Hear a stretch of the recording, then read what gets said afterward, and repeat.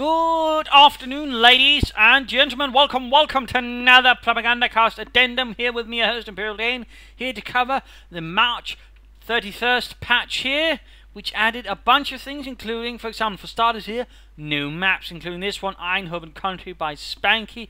We've got a sort of Sovietish map. I can't remember the name, though I do know it only has one fuel point, which is rather unique. Plus, we got Angerville back. Not personal favourite, but there you go.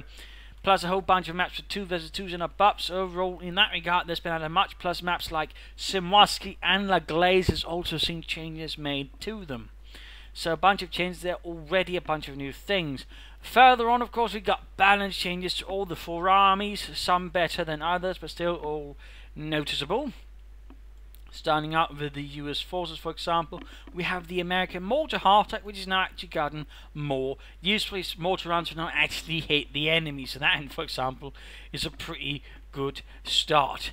There, other changes involve the pack howitzer, which now has a slight suppression when on hit, so if the shell hits enough close to the enemy, they'll actually be suppressed. And cell shells, of course, then, for example, if you have 2 pack howitzers, can then rapidly, for example, pin down an enemy. So in that regard, the pack howitzer suddenly got a lot bit more utility there for sort of it to utilize against the enemy. Other changes also includes the Greyhound Patrol has its main gun sort of made more useful. It's closer to the Steward, shoots faster, has more penetration, overall does a bit more damage, so that's overall more useful. At the same time, the canister shot there, which was overall rather violent, has been toned down a bit, so for example it's not going to wipe out entire full squads. If they're sort of depleted, they'll probably work out better, but always not going to be, the instant end of everything of your opponent. Other changes include the US tank destroyers. For example, the M10 now has more health, making it a bit more durable. Whereas the Jackson is probably the one that also had some larger changes. It's got less damage, but notably higher penetration. No, it's not got the same damage as, for example, an M10 Wolverine. It's got about 200 damage compared to 240. So it'll still do more damage, but always have a much better chance, for example, penetrating the frontal armor of Panthers, Tigers, and King Tigers. And that regard is more lethal. And of course, combined with armor-piercing rounds, really going to be nasty still. It also means, for example, when fighting against us, the Wehrmacht, Tier 3 isn't going to be so badly hammered in by it. And that's actually also a bit of a thing there. For example, Panzer IVs will now take 4 shots to take down each. And also, for example, the Stug 3G, it can survive 3 shots compared to 2. So it does give you a bit more survivability there as the Wehrmacht sort of when facing off against the Jackson. But at the same time, of course, it does overall perform more, should we say, reliably versus enemy heavier armor. So that might of course be a bit of their help there, of course, both for the Axis but also the Americans, of course, in different manners.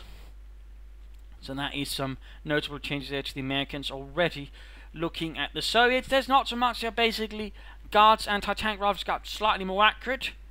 Soviet heavy mortar got nerfed a bit. B4 from Mother Russia got changed a bit, so not quite so overwhelming in terms of damage either. Basically a small nerf, but they're still both quite potent. And that's basically what's changed with the Soviets. With the Oberkommando West, Volksgrenadiers got nerfed in a sense. The Panzerschrecks are less accurate at range. That, by the way, also applies to the Wehrmacht Panzerschrecks.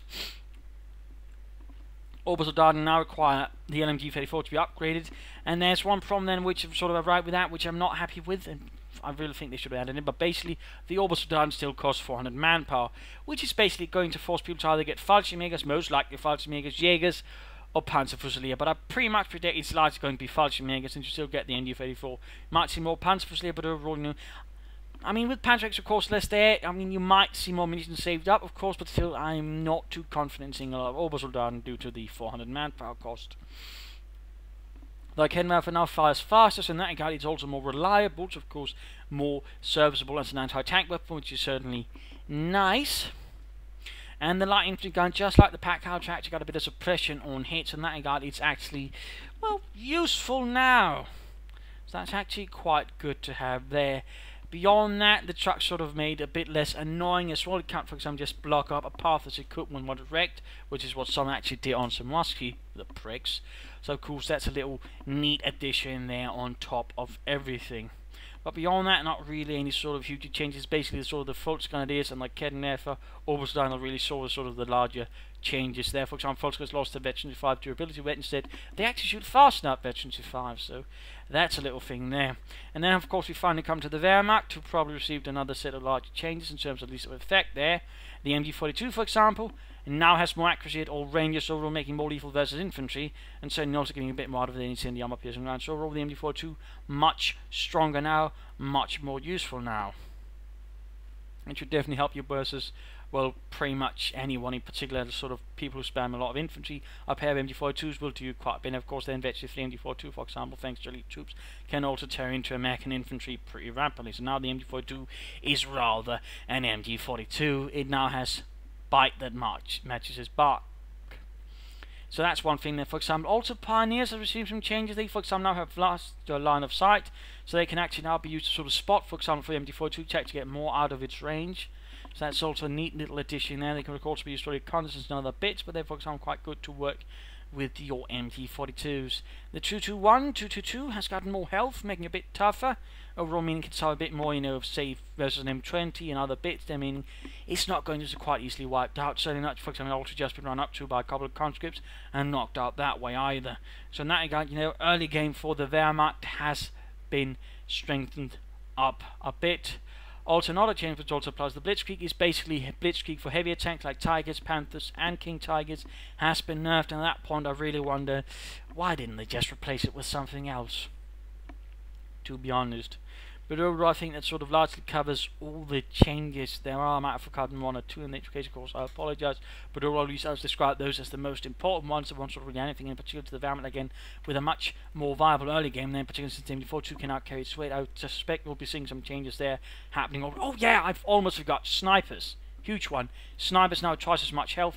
They are now much tougher to deal with and not so easily wiped out. So in that regard, they're much better investment early and late game. Good lord, I was close to forgetting that one. That would have been an awkward. That would have been a bit awkward. Also, the Wehrmacht Panzer Horse also lost their accuracy at longer range, if I didn't already mention that one. But that largely covers it. We'll probably see some changes to the meta game. They're all due to that.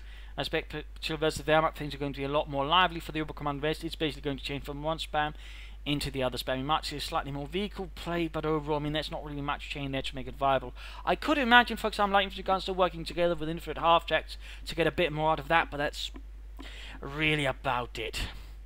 So, there you go. That really covers the sort of balance patch here for March, adding in a bunch of new maps again, and a lot of interesting balance changes, which always should make the game more interesting and exciting. So hopefully you'll look forward to it, and of course now you're sort of a bit better geared towards it. This is Imperial Danger, cheers, and thank you all for watching. Bye!